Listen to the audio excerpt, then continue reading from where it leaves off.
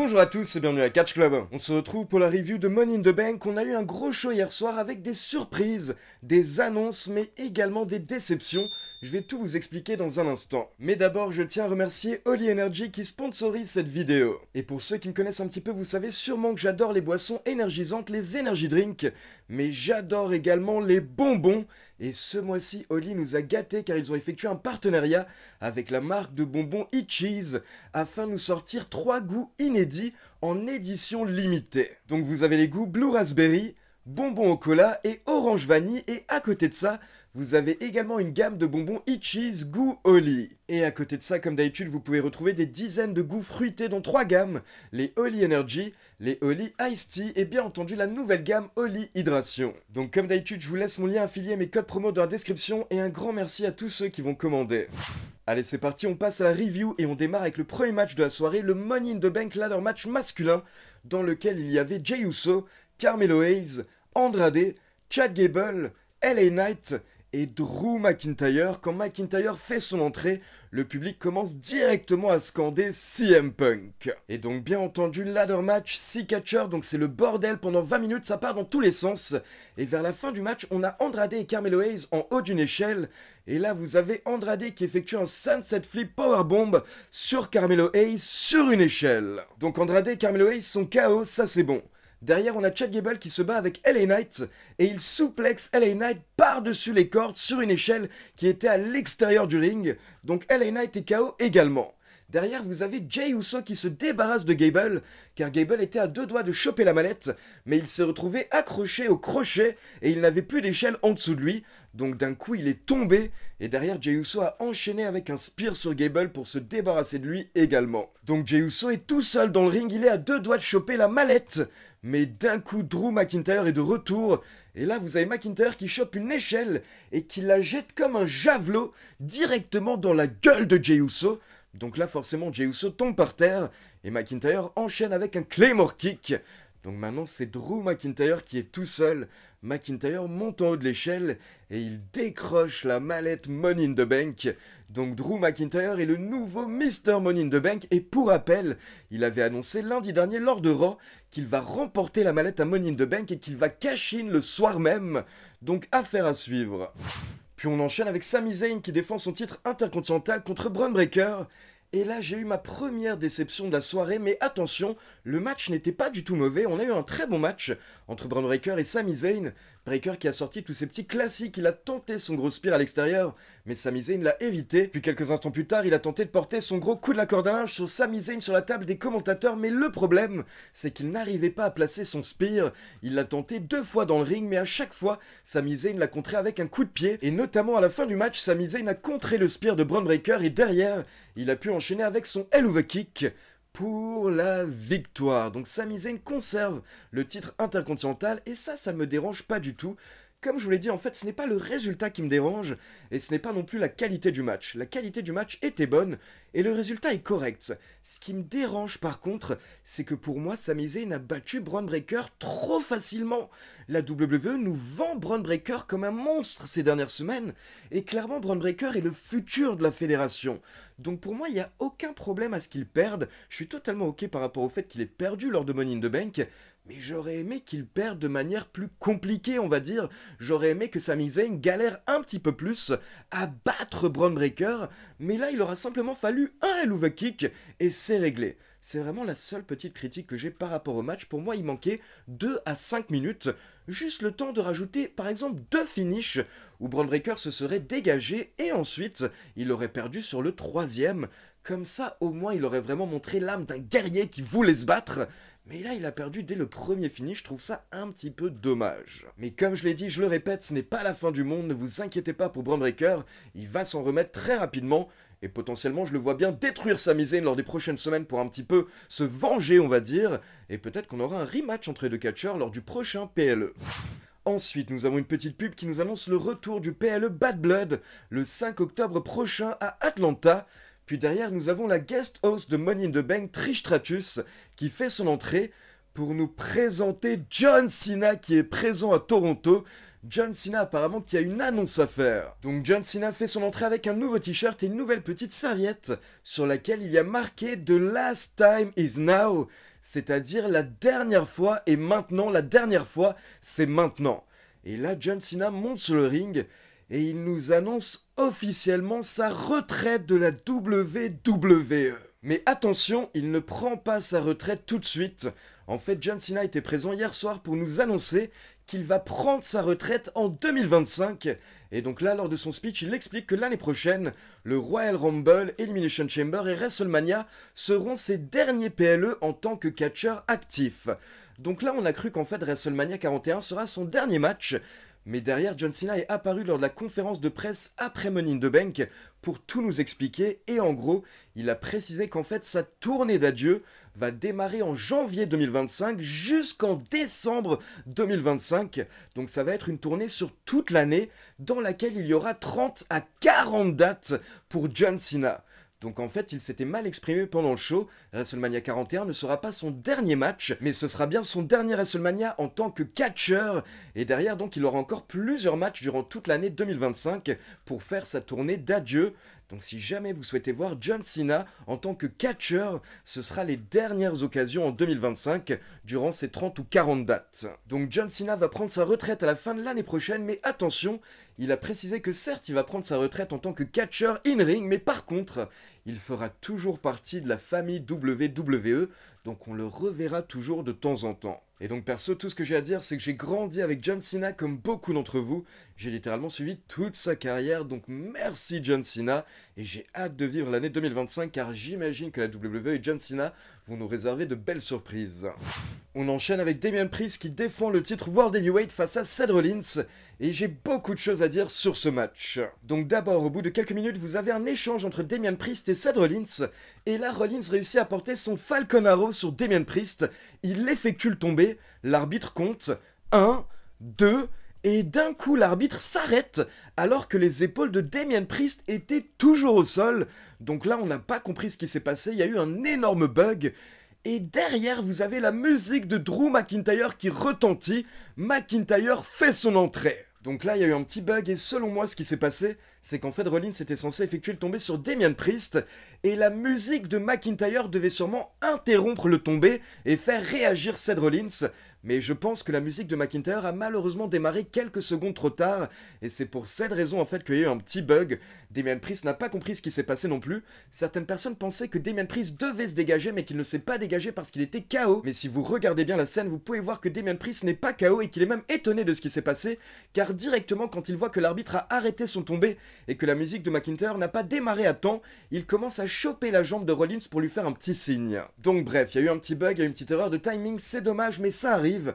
Et donc McIntyre fait son entrée et il cash in, il encaisse sa mallette Money in the Bank, donc il rejoint le match pour le titre World Heavyweight qui devient un match à 3. Et là vous avez Rollins qui se prend un DDT et qui est jeté à l'extérieur, et derrière McIntyre s'en prend à Damian Priest, mais là d'un coup vous avez le public qui pop, et CM Punk sort de nulle part pour attaquer Drew McIntyre, et là il s'acharne sur lui, il le jette à l'extérieur du ring, il lui met plusieurs coups de chaise, et ensuite, quand McIntyre est de retour dans le ring, CM Punk le frappe avec la ceinture World Heavyweight. Et donc derrière, Damian Priest n'a plus qu'à enchaîner, il n'a plus qu'à terminer le travail en portant son chokeslam sur McIntyre pour la victoire.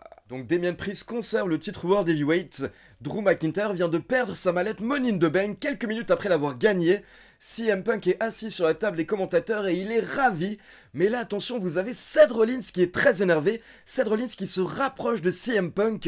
Et il dit à CM Punk qu'il lui avait demandé de ne pas se mêler de ses affaires et de rester loin de lui. Donc forcément, là, Seth Rollins est très énervé. Donc attention, ça relance potentiellement la rivalité entre Rollins et CM Punk. Maintenant, pour vous donner mon avis par rapport à ce qui s'est passé hier soir. Donc attention, d'abord, je le précise bien.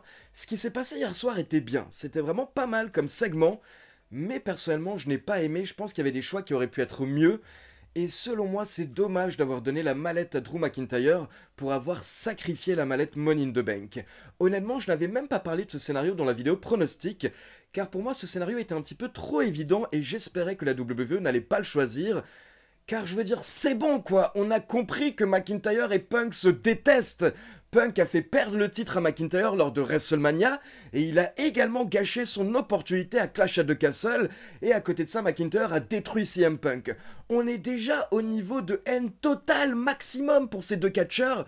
Et donc selon moi ça servait à rien hier soir de rajouter encore ce nouvel épisode. C'est bon, je veux dire, Punk a déjà fait assez de mal à McIntyre, qu'est-ce qu'il va faire maintenant? Il va tuer ses parents? Au bout d'un moment ça suffit, on a compris qu'ils se détestaient.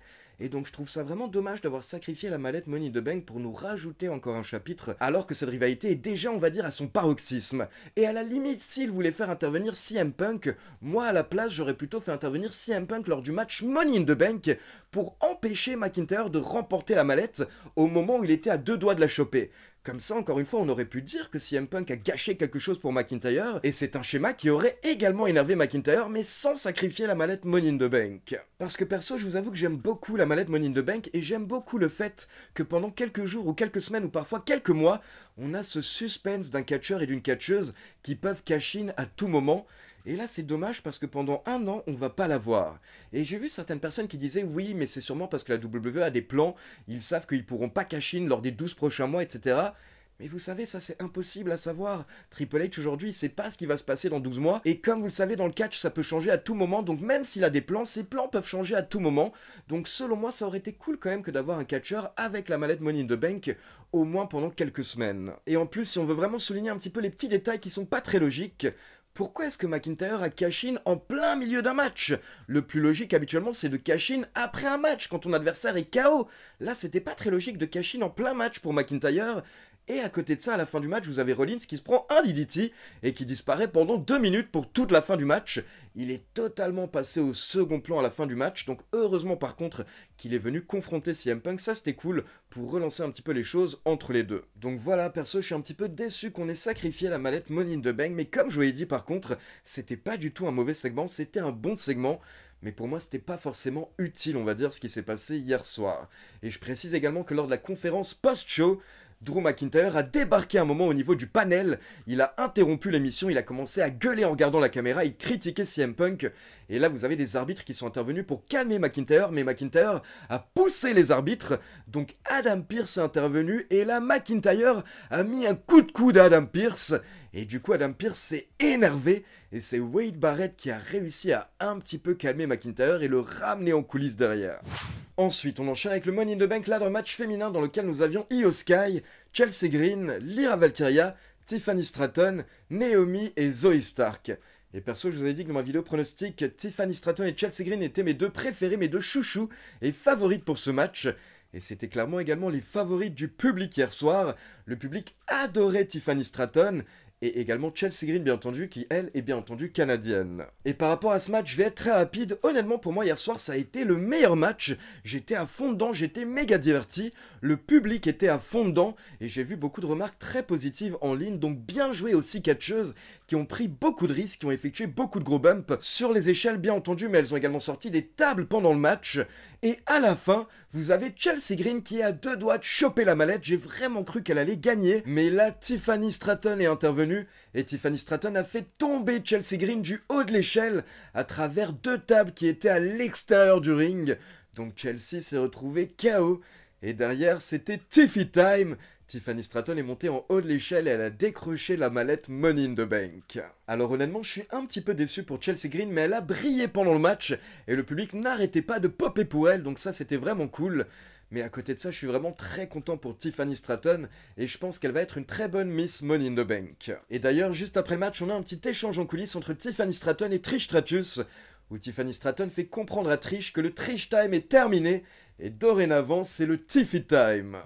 Et donc on passe au main event avec la Bloodline contre Randy Orton, Kevin Owens et Cody Rhodes. Mais d'abord, on va revenir sur ce qui s'est passé à la fin de SmackDown vendredi soir, car à la fin de SmackDown, on a eu une vidéo de la Bloodline où Solo Sikoa s'est expliqué. Solo Sikoa nous a montré le collier de chef tribal et il nous a expliqué que ce qu'il fait actuellement, il le fait pour sa famille. Il ne veut pas le faire, mais il est obligé. Il est obligé parce que Roman Reigns a perdu le titre Undisputed lors de WrestleMania et Roman Reigns n'a pas été capable de représenter l'héritage de la Bloodline, il n'a pas été capable de représenter sa famille face à Cody Rhodes lors de WrestleMania. Donc Solo Sikoa nous dit que dorénavant c'est lui qui a le collier tribal, ce qui signifie que dorénavant c'est lui le chef tribal, et ce n'est plus Roman Reigns. Et là, Solo Sikoa a envoyé 2 messages. D'abord, il a envoyé un message à Cody Rhodes en expliquant que maintenant, son objectif c'est de prendre le titre à Cody Rhodes et faire en sorte que Cody Rhodes le reconnaisse.